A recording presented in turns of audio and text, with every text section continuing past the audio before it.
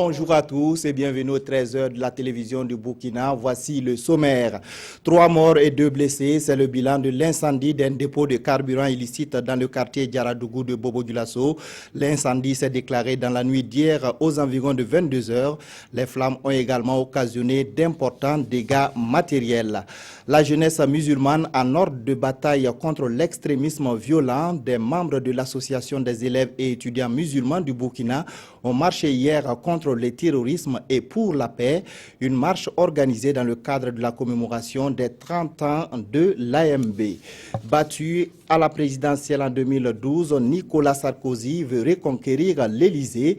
Le président du parti Les Républicains a annoncé sa candidature à la présidentielle de mars 2017 dans un livre intitulé « Tout pour la France ». L'incendie d'un dépôt illicite de carburant dans la nuit du 22 août à Bobo-Dioulasso a provoqué la mort de 3 personnes. On dénombre également 2 blessés et de nombreux dégâts matériels. Selon les témoignages sur place, le feu serait parti d'un grain de thé situé à proximité du dépôt. Les autorités entendent prendre des mesures pour éviter pareille situation. Le point avec Karim Sissé. Un dépôt clandestin de carburant a pris feu hier nuit aux environs de 22h. 3 personnes y ont perdu la vie, 2 autres seraient gravement blessés.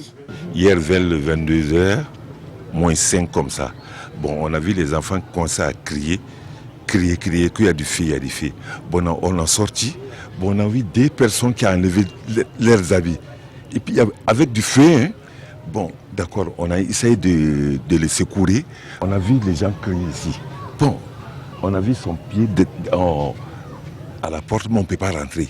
Il y a tellement de feu. Faire les constatations d'usage, à savoir les éventuelles victimes qu'on pouvait trouver. Et après l'incendie, c'est là qu'on a trouvé 3 corps carbonisés et non identifiables. Selon des témoignages, ces dépôts illicites de carburant existent depuis bien des années. Même s'ils étaient conscients du risque qu'ils couraient, les riverains se disent impuissants face à cette pratique. Ceux qui vendent de l'essence, des gasoils là, c'est eux qui ont pris la maison là depuis là, ils sont là plus de 10 ans. Comment nous on va faire? Comme ils sont pas nous sommes dans les quartiers, ils sont pas chez nous si le propriétaire de la cour n'est pas plein, qu'est-ce que nous on peut dire? Bon, comment faire? Au regard de la situation, les autorités municipales entendent prendre le problème à bras le corps. Ça nous interpelle encore. Alors, vous avez aux alentours ici, il me semble, des situations pareilles. Alors donc là, nous sommes obligés, je le disais tout de suite, que nous allons en répartir, réfléchir rapidement, quel type d'opération rapidement nous allons mener pour que on puisse mettre fin à cette pratique dans la ville. Mais en attendant ces mesures, la pratique pourrait continuer dans dehors des familles. Il est donc demandé aux populations de toujours dénoncer ces cas de pratique. Non au terrorisme et oui à la paix, c'est le message que l'association des élèves et étudiants musulmans du Burkina a fait passer lors de la marche organisée hier dans la capitale burkinabé. L'islam demeure une religion de paix et de tolérance. Cette activité initiée à l'occasion du 30e anniversaire de l'AMB avait pour but de mettre fin aux amalgames. Le point avec Yacouba Gamene et Yolande Lompo. Accompagnés de leurs aînés, ces élèves et étudiants musulmans ont battu le pavé pour dire oui à la paix et lutter contre le terrorisme. Ils viennent des 13 régions du Burkina, mais aussi du Niger, du Mali, du Togo, de la Guinée et de la Côte d'Ivoire. Si les autres marchent pour commettre des actes de tuerie, nous marchons pour la paix. Parce que l'islam n'a rien à voir avec tout ce qu'on voit comme mouvement qui se passe autour du terrorisme. Pour nous, l'islam, dans son sens même, est la paix. L'islam est venu pour la paix et l'islam est venu pour la miséricorde. Et on ne peut en aucun cas utiliser ça pour des actions de terrorisme. Aucun pays n'est à l'abri du terrorisme. Et pour commettre leur forfait, les terroristes n'hésitent pas à recruter parmi ces jeunes. Et cette marche pour nous, c'est une façon d'inviter les jeunes, surtout les jeunes aujourd'hui qui sont victimes de ces attentats, mais aussi qui sont ceux qu'on utilise, ceux qu'on vient flatter, ce que nous appelons les vendeurs d'illusions, qui viennent les flatter avec des promesses et qui les amènent sur le champ du terrorisme, dire à l'ensemble de ces jeunes-là qu'il faudra qu'on s'élève et qu'on marche pour que tout cela cesse et qu'on se mette tous ensemble autour de la paix. L'Association des élèves et étudiants musulmans au Burkina a aujourd'hui 30 ans. Et cette marche pour la paix se tient en marge du séminaire national de formation islamique. Les membres du caucus genre de l'Assemblée nationale sont en formation depuis ce matin. La session de renforcement des capacités est axée justement sur la question genre. L'objectif est de permettre à ces élus d'avoir toutes les cartes en main pour mieux promouvoir le genre et défendre les droits des femmes. Mathias Drabo, Kadisanogo.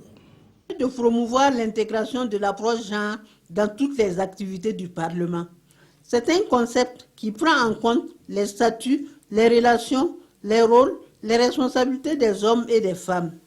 Placé sous le thème « Genre et analyse genre des politiques publiques », cet atelier a pour objectif de renforcer les capacités des membres du caucus sur la question du genre. Cet atelier, c'est une première d'abord activité du réseau et nous sommes là pour renforcer les capacités de nos membres. Parce que souvent on a l'impression qu'on comprend tout, mais en vérité on ne comprend pas le sens même du genre. Parce que quand on demande aux uns aux autres qu'est-ce que c'est que le genre, on vous dira c'est l'égalité femmes-hommes, couches défavorisées. Mais ça va au-delà. Cet atelier a bénéficié du soutien de l'USAID et du NDI. La lutte contre l'exclusion, contre les inégalités, les discriminations est un problème de justice sociale et de développement. Et vous remarquerez la présence de la secrétaire d'État chargée de la lutte contre l'exclusion qui montre à souhait que cette question est centrale dans tous nos pays où nous remarquons évidemment que les effets des discriminations impactent beaucoup le développement. Le caucus genre de l'Assemblée nationale a vu le jour en 2005. Cet atelier de 3 jours va permettre à ces parlementaires d'être mieux outillés sur la question du genre au Burkina. Le projet Riz pluvial a fait des heureuses parmi les femmes du Gourmand. Grâce au périmètre aménagé par ce projet dans la commune de Tibga, des femmes réunies en groupement s'adonnent à la production du riz et de bien d'autres céréales. Cette activité de production leur permet de subvenir à leurs besoins. Désiré Ilboudo, Rasmata Ilboudo et Mahamadi Ouedraogo. Le groupement Naman-Gabzanga, fort de 319 membres, dont 235 femmes, exploite ce bas-fond risicole de 40 hectares. Sur cette superficie aménagée en 2014, les exploitants bénéficient d'une assistance technique des agents de l'agriculture de la commune de Tibga. Nous leur demandons effectivement de respecter l'itinéraire technique de production du riz. Par exemple, la préparation du sol jusqu'à la récolte. Après le labour, il faut peut-être faire émietter, procéder maintenant au traçage des lignes de semis pour pouvoir s'aimer. Il faut aussi chercher de la semence améliorée qui est adaptée. Le cycle est court et le rendement aussi est très élevé. Au 40e ou au 45e jour après semis, nous leur demandons d'apporter l'urée. Grâce à ces conseils reçus, cette exploitante arrive à s'en sortir après les récoltes. Je suis dans le groupement depuis 3 ans. Je peux gagner plus de 100 plats. Nous mangeons à notre faim et je vends le reste pour les besoins de ma famille. À Gueliende, toujours dans la commune de Tibga, les 120 femmes du groupement Tewinde cultivent le riz sur les 30 hectares du bas-fond de Yembi aménagé en 2016. Ces femmes qui sont à leur première expérience sont confiantes pour la suite. Je cultivais le mil avec mon mari, mais le groupement est venu nous sauver. Si la récolte est bonne, je pourrai subvenir à mes petits besoins et ceux de mes enfants à l'école. Le non-accès à la terre et le manque de matériel technique sont entre autres difficultés que les femmes de Tibga rencontrent dans leur lutte contre l'insécurité alimentaire. Il y a des périodes où nous rencontrons des difficultés, comme l'acquisition tardive des intrants agricoles. Sinon, nous travaillons très bien. J'ai souffert pour avoir mon champ. Comme je suis femme, c'est difficile. Je ne suis pas membre d'un groupement. Mais si je pouvais y être, cela m'arrangerait beaucoup.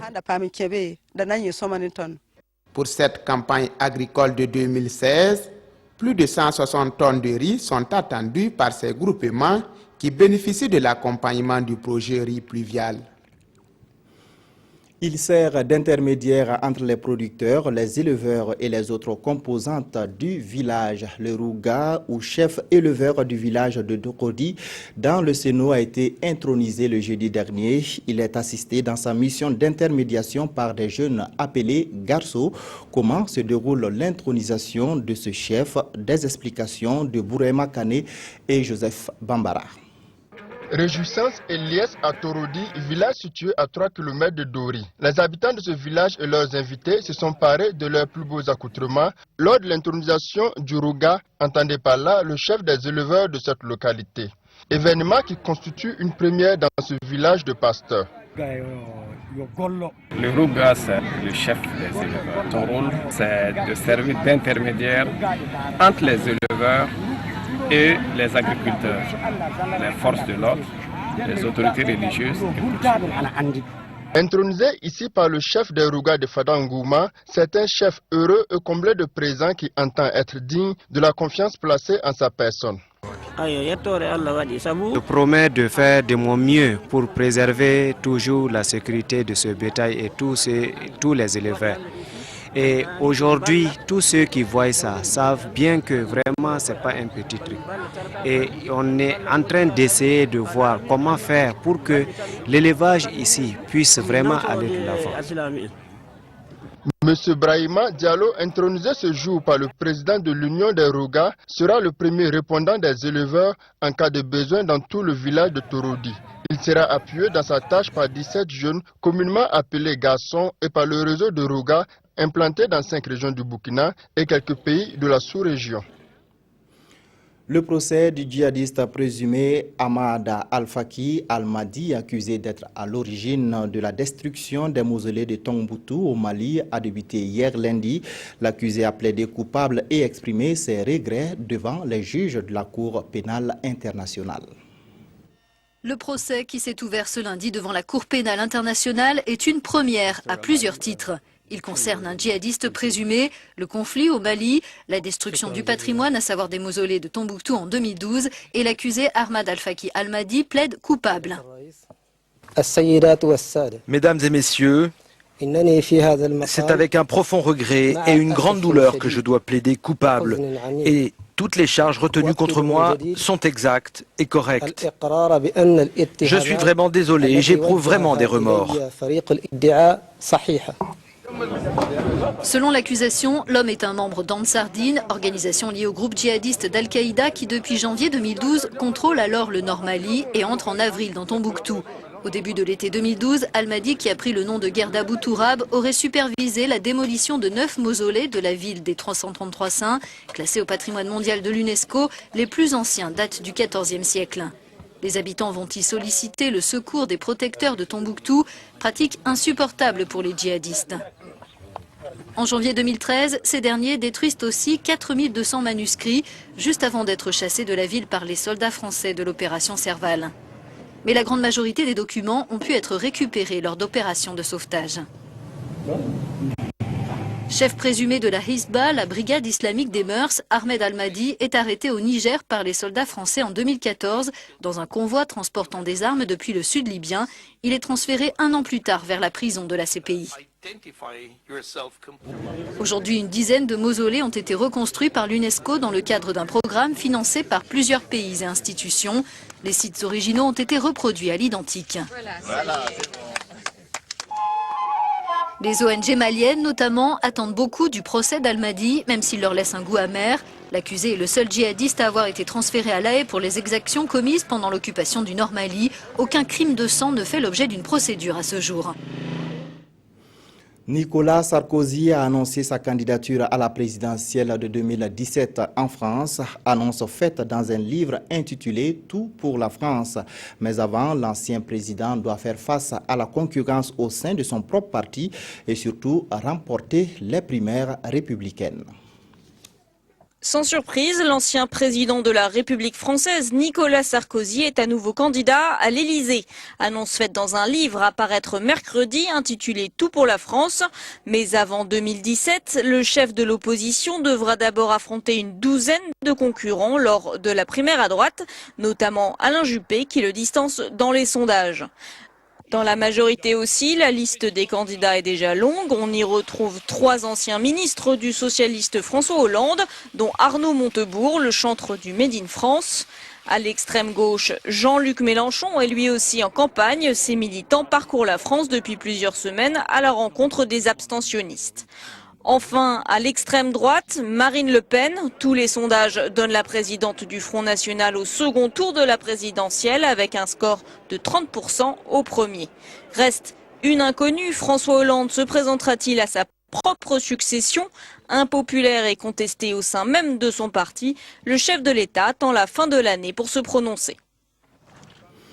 La France, l'Allemagne et l'Italie discutent du renforcement de leur sécurité. La rencontre se tient au sud de l'Italie.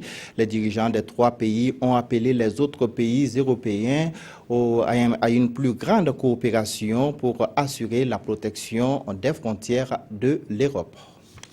La sécurité, priorité de la rencontre informelle entre l'Allemagne, l'Italie et la France. Les leaders des 3 pays européens se sont réunis pour discuter de l'avenir de l'Europe à Ventotene, une île au sud de l'Italie. Ils ont rappelé l'absolue nécessité d'une plus grande coopération entre les pays membres de l'Union européenne pour assurer la sécurité à l'intérieur et à l'extérieur des frontières. Beaucoup pensaient qu'après le Brexit, l'Europe était finie, mais ce n'est pas le cas. Nous voulons écrire une nouvelle page pour le futur. C'est pourquoi la sécurité intérieure et extérieure de l'Europe, la lutte pour une défense commune, la coopération entre nos services de renseignement, une meilleure intégration de nos industries nationales de défense, le projet d'une communauté européenne de défense sont nos priorités. Matteo Renzi, le Premier ministre italien, a choisi un lieu symbolique où l'un des pères fondateurs de l'Europe, Alberto Spinelli, a été enterré. Les 3 dirigeants lui ont rendu hommage. La prison dans laquelle il a été enfermé va devenir un campus européen. Angela Merkel, la chancelière allemande, a affirmé vouloir renforcer le programme Erasmus, qui fêtera ses 30 ans d'existence l'année prochaine. Le point de presse du syndicat des taximans sur l'abandon de l'utilisation du gaz à butane comme carburant et la saisie de plus de 1000 bidons d'huile impropre à la consommation à Bobo-Dioulasso sont les principaux sujets traités par les quotidiens. La revue de presse, c'est avec Abdul Rasmane Zongo. Exit le gaz butane dans 2 mois, en atteste cette affirmation de la Fédération syndicale des taximens, relayée par le quotidien citoyen, je cite. Nous n'utiliserons plus le butane après le 30 octobre 2016. Et cette unanimité fait suite justement à une courageuse mesure gouvernementale intimant l'ordre de revenir à l'essence et au gasoil. L'Obs affiche de son côté le oui mais des taximens, car en contrepartie, explique le journal, je cite, « L'État procédera au renouvellement du parc des taxis en 2017, puis offrira une allocation de 500 000 francs CFA pour changer le moteur de chaque taxi. Une somme intéressante, mais jugée insatisfaisante par les intéressés, qui réclamaient au départ 2 millions de francs CFA pour tout utilisateur de taxi à gaz. Le président de la fédération syndicale, Emmanuel Nakoulman, est rassurant. L'abandon de l'usage du gaz butane comme combustible sera respecté par les taximens, déclare-t-il dans les colonnes des éditions Le Pays, et qui ajoute 2002 taxis sont concernés dans les villes de Dédougou, Bobo-Dioulasso et Ouagadougou. Morceau choisi par Aujourd'hui au Faso, y aura-t-il une baisse du tarif et réponse des intéressés? Si l'État arrive à nous offrir le litre d'essence à 500 francs CFA et de gasoil à 450 de nos francs, je vous assure que le taxi va revenir à 200 francs CFA à Ouagadougou. Sur un tout autre registre, l'huile de mauvaise qualité et impropre à la consommation refait surface à Bobo-Dioulasso, où selon le journal Notre Temps, 1200 bidons d'huile ont été saisis ce 22 août. Voilà qui met fin à cette édition. Merci de l'avoir suivi. Restez en compagnie de nos programmes.